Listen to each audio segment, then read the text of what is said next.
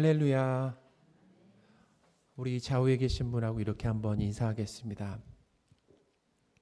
성도님은 하나님의 기쁨입니다. 성도님은 하나님의 기쁨입니다. 성도님은 하나님의 기쁨입니다. 하나님은 성도인 우리의 삶에 환난과 시련 또 고난을 주십니다. 환난을 막아주실 수 있는 능력이 없으신 것이 아니죠. 환난과 고난이 성도에게 유익하고 필요하기 때문에 잠깐 동안 허락하신다라는 거예요. 환난과 이 시련은 나의 죄 때문에 오는 하나님의 징계로 나타날 수 있습니다.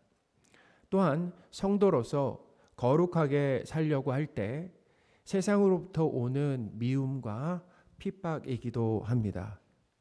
하나님께서 우리를 성도다운 모습으로 성숙하게 만드시려고 환난을 주시기도 한다라는 거예요. 그러니까 죄와 상관없이 우리에게 환난을 주시기도 한다라는 거예요. 그래서 죄 없이 하나님 우리에게 환난을 주실 때 그 환난을 통해서 나의 실체가 드러나게 된다라는 거예요. 내 불가능함과 무력함과 그리고 추악함이 밝혀집니다. 예수님께서 이 제자들과 배를 타고 갈릴리 호수를 건너가실 때를 한번 떠올려 보세요. 그때 호수에 갑자기 광풍이 불기 시작했습니다. 그때 제자들은 호들갑을 떨면서 안절부절하지 못했다라는 거예요. 그런데 사실은 그 상황은 어부 출신들에게도 죽을 것 같은 큰 그런 위협이었다라는 거죠.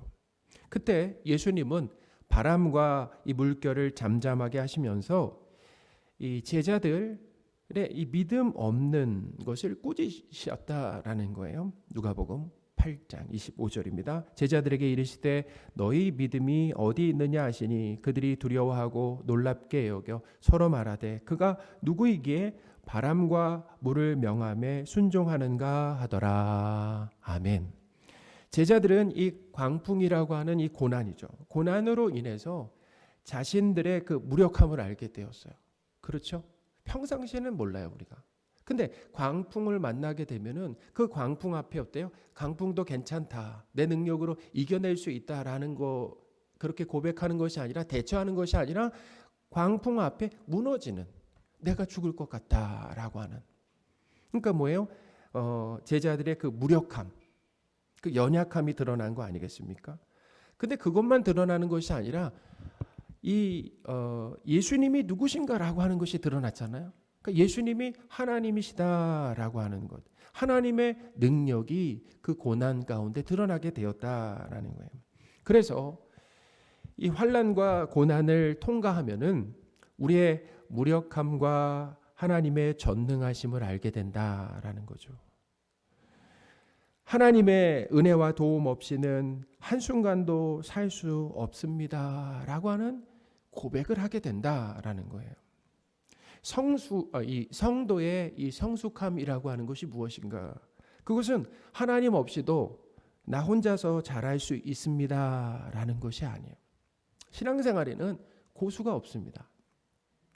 하나님 아니면 저는 안 됩니다라고 하는 이 고백이 성숙한 성도의 모습이다라는 거예요. 하나님 아니면 안 됩니다.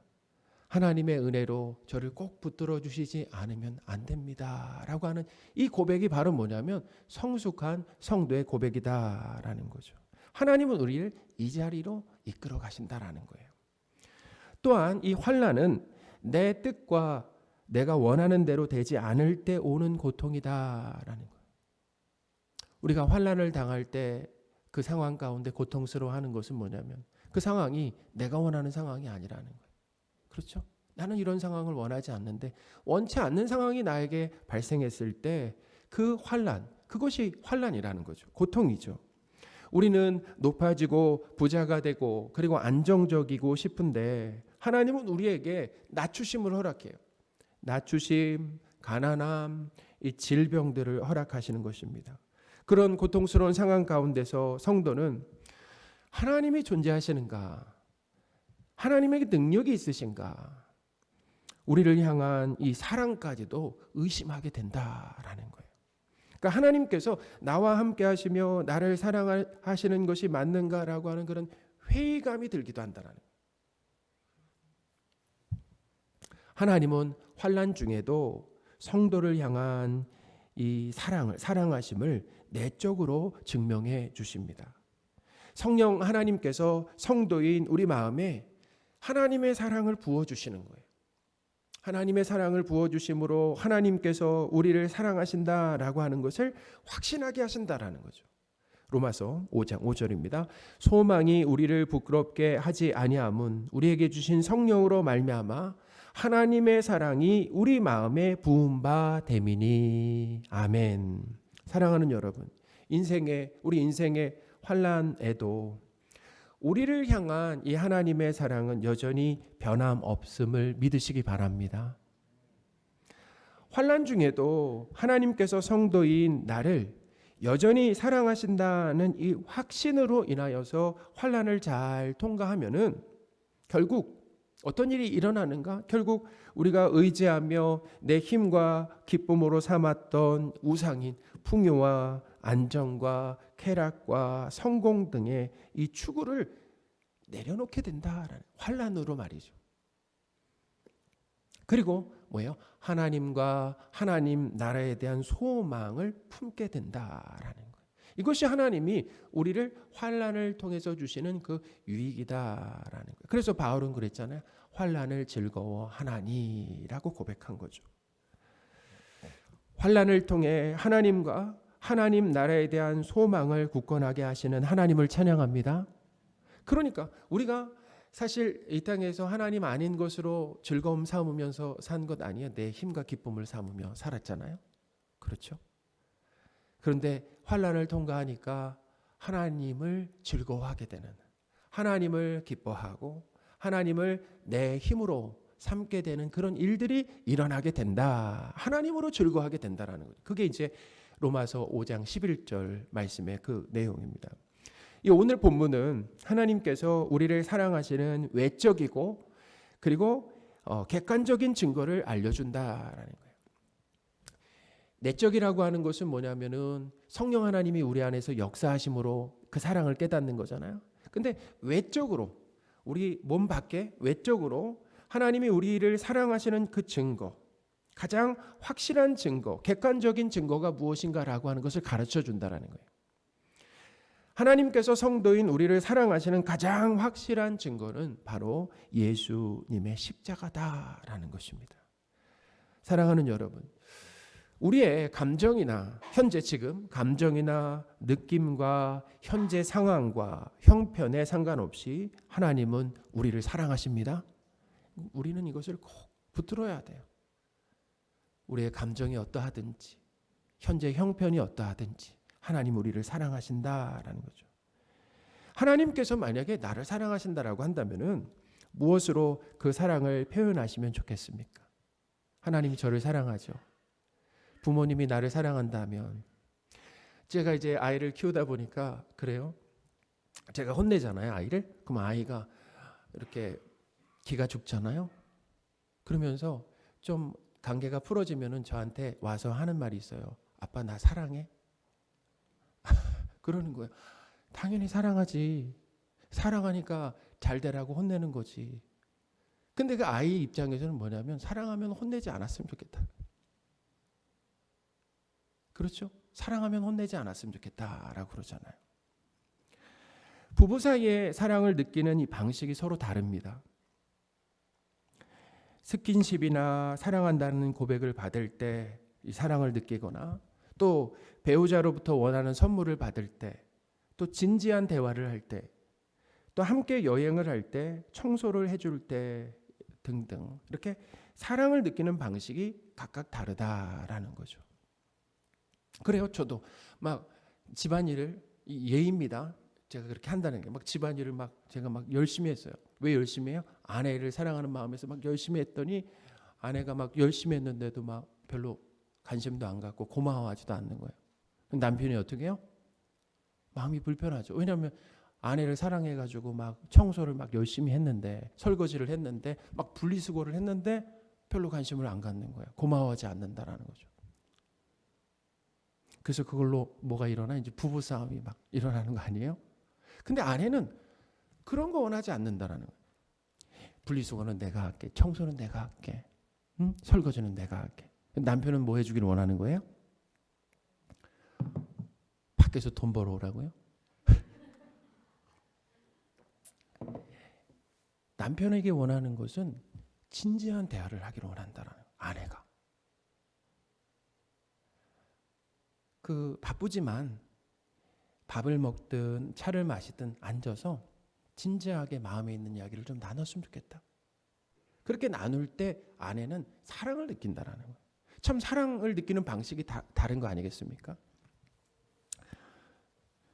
사랑하는 여러분, 우리를 향한 이 하나님의 사랑은 예수님께서 죽으신 십자가를 통해 나타났다라는 것입니다. 우린 그래요. 뭔가 손에 쥐어지는 것이 없어서 애게 고작 이거야라는 이 반응을 볼 수가 있잖아요. 십자가가 우리를 사랑한다라고 하는 가장 확실한 증거라고 하는 것. 그게 어떻게 보면 잘 와닿지 않을 수 있습니다.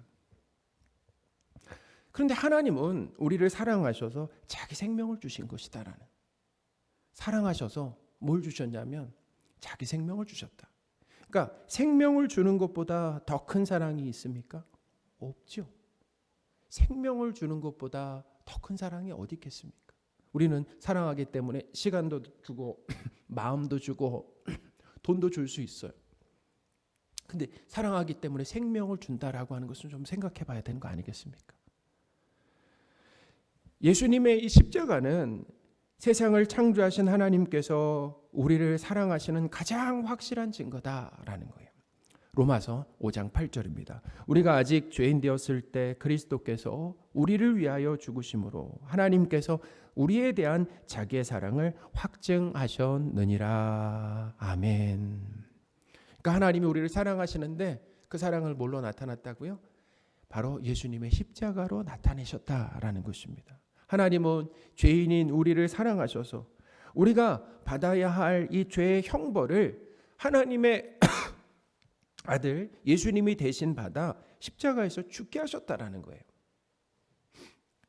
우리 어린 시절을 이렇게 추억해 보면 우리가 사고를 치고 해결할 능력이 없어서 부모님이 책임져 주신 경험 아마 한두 번쯤은 있으시죠. 그러니까 죄는 우리가 짓고 책임은 예수님이 지게 하셨다라는 거예요. 그러니까 우리는 이 내 죄에 대한 책임도 질 수가 없어요. 내가 저질러 놨는데 그 저질러 놓은 것에 대한 책임을 내가 질 수도 없다라는 것입니다. 그러니까 하나님께 반역한 이 죄라고 하는 것, 하나님 제가 책임지겠습니까? 책임지겠습니다. 제가 자존심이 있지. 그냥 제 능력으로 해결하겠습니다. 근데 하나님께 반역한 죄는 죽음으로만 책임질 수가 있다라는 거예요. 죽음으로만 책임질. 그러니까 누구에게 죄를 짓느냐 이건 상당히 큰 거죠. 우리 얼마 전에 전직 대통령에게 누가 이렇게 막 뭔가 소주병을 던졌는데 어떻게 됐습니까? 그 사람? 감옥에 갔잖아요. 감옥에. 만약에 어떤 사람이 저에게 이렇게 소주병을 던졌어요. 네, 다행히 안 맞았어요. 그 사람에게 저에게 잘못한 일은 평범한 저에게 잘못한 일은 제가 어떤 피해를 입지 않았기 때문에 아마 그 사람은 감옥에 가지 않을 수 있지만 전직 대통령이라고 하는 높은 분에게 잘못을 했기 때문에 감옥에 가는 거예요. 우리가 누구에게 죄를 졌다고요? 하나님께 죄를 졌다는. 하나님께 반역했다라고 한다면은 그 죄는 죽음으로만 책임질 수가 있다라는 거예요. 그래서 이 예수 그리스도는 우리가 연약할 때, 아직 연약할 때 죽으셨다라고 하셨다라는 거죠. 우리가 연약할 때, 약할 때, 능력 있을 때가 아닙니다. 연약할 때라는 거예요. 그러니까 연약하다라는 것은 무엇입니까? 죄를 짓고도 책임질 능력이 없을 때다라는 거죠. 6절입니다. 우리가 아직 연약할 때 기약대로 그리스도께서 경건하지 않은 자를 위하여 죽으셨도다. 아멘. 우리의 죄를 대신 책임져 주신 예수님을 찬양합니다. 우리가 그런 존재라는 거예요. 죄를 짓고도 해결할 수 없는, 그럴 능력이 없는 존재. 예수님이 우리의 죄를 대신 책임져 주셨다라는 거죠. 예수 그리스도께서 우리를 위해서 이 십자가에서 죽으실 때 보면 하나님 보실 때 우리는 경건하지 않았다라고 기록하고 있습니다. 그리고 죄인이었다라고도 기록하고 하나님과 원수되었을 때다라고 이렇게 3번이나 우리의 상태가 예수님이 십자가에서 죽으실 때 어떠했는가라는 것을 기록했습니다. 6절입니다. 우리가 아직 연약할 때 기약대로 그리스도께서 경건하지 않은 자를 위하여 죽으셨도다. 10절도 보겠습니다. 곧 우리가 원수 되었을 때 그의 아들의 죽으심으로. 아멘. 예수님은 의롭고 또 선한 우리를 위하여 생명을 내어주시는 희생을 치르신 것이 아니다라는 것을 알 수 있어요. 경건치 않은 죄인을 대신 죽어주신 것이다 라는 거죠. 세상에는 선한 사람을 위해서 죽는 사람은 간혹 있지만 악인을 위해서 죽는 사람은 아예 없다라는 거죠. 생각해 보세요. 사형 선고를 받은 사람을 위해서 대신 죽어줄 사람이 있겠습니까? 없죠. 그런데 하나님은 우리가 원수처럼 하나님을 대적할 때 사랑하는 아들을 우리 대신 십자가에서 어떻게 해요? 죽게 하셨다라는 거예요. 우리가 하나님의 말씀에 순종하면서 성품이 좀 이렇게 변화되어 나아졌을 때가 아니다라는 것입니다. 죄인 되었을 때, 아직 죄인 되었을 때라는 거죠. 7절, 8절입니다. 의인을 위하여 죽는 자가 쉽지 않고 선인을 위하여 용감히 죽는 자가 혹 있거니와 우리가 아직 죄인 되었을 때 그리스도께서 우리를 위하여 죽으심으로 하나님께서 우리에 대한 자기의 사랑을 확증하셨느니라. 아멘. 우리는 우리의 죄로 인해서 하나님의 이 진노와 심판을 받는 것이 마땅합니다. 우리는 하나님 보실 때 있잖아요. 사람이 볼 때는 어떻게 사랑받을 만한 구석이 있을 수 있습니다. 사람이 볼 때는. 그러나 하나님 보실 때는 사랑받을 만한 구석이 전혀 없다라는 것입니다. 하나님께서 하나님을 거부한 우리 대신 사랑하는 아들 예수님을 죽게 하신 것을 통해서 우리가 알 수 있는 사실이 있죠. 그것이 무엇입니까? 바로 우리를 향한 하나님의 크신 사랑이다라는 거예요. 예수님이 우리를 위하여 죽으셨다라고 하는 것은 한없는 사랑과 은혜로 밖에는 설명이 안 된다라는 거예요. 왜냐하면 근거가 우리에게 있는 것이 아니에요. 우리가 그럴 만해서 예수님이 죽으실 만큼 우리가 선하고 의로워서 어떤 자격이 있어서 예수님이 죽으신 것이 아니다라는 거예요. 그러니까 근거가 우리에게 있는 것이 아니에요. 하나님께 있습니다. 하나님의 크신 사랑과 은혜 덕분에 그런 일이 일어났다라는 거죠. 죄인인 우리를 향한 하나님의 그 위대한 사랑이다라는 거예요. 성도는 성령 하나님의 이 도움으로 이러한 하나님의 사랑을 깨닫고 확신하며 마음 깊이 체험하게 된다라는 거예요. 이 성령 하나님의 일하심과 도움이 아니면은 우리는 하나님의 사랑을 스스로 깨달을 수가 없어요. 그렇죠. 2가지를 깨달아야 돼요. 우리의 죄가 얼마나 큰가라고 하는 걸 깨닫는 거죠. 자, 누구를 통해서? 성령 하나님을 통해서 깨닫는 거예요. 우리의 죄가 얼마나 큽니까? 하나님이신 예수 그리스도가 죽으실 만큼이나 우리의 죄가 크다라는 것. 우리는 스스로 죽었다 깨나도 깨달을 수가 없어요. 성령 하나님께서 우리 안에서 역사하시고 일하셔야만 우리의 죄를 깊이 깨닫게 된다라는 것입니다. 그리고 뭘 깨닫게 하시는 것입니까? 그런 죄인까지도 사랑하신 하나님의 크신 사랑과 은혜를 깨닫게 된다라는 거예요. 우리가 예수님의 십자가를 통해서 하나님의 사랑을 지금 깨닫고 있다라고 한다면 성령 하나님의 일하심 때문입니다. 하나님의 이 크신 사랑을 깨닫게 하신 성령 하나님을 찬양합니다. 아멘. 이 예수님의 십자가 죽음은 죄인인 우리를 의롭게 했습니다. 그 죽음으로 말이죠. 그리고 하나님의 진노에서 구원하는 최상의 결과를 가지고 왔다라는 거예요. 로마서 5장 9절입니다. 그러면 이제 우리가 그의 피로 말미암아 의롭다 하심을 받았으니 더욱 그로 말미암아 진노하심에서 구원을 받을 것이니. 아멘. 성도 여러분, 우리가 이 땅에서 하나님과 동행하면서 살다가 하나님으로 즐거워하는 거잖아요. 하나님으로 내 기쁨과 힘을 살면서 하나님과 이렇게 동행하다가 즐겁게 살다가 평안하게 죽음을 맞이할 수 있는 이유가 있습니다. 그렇죠. 성도는 죽음도 평안하게 맞이할 수 있다라는 거예요. 왜 그렇습니까?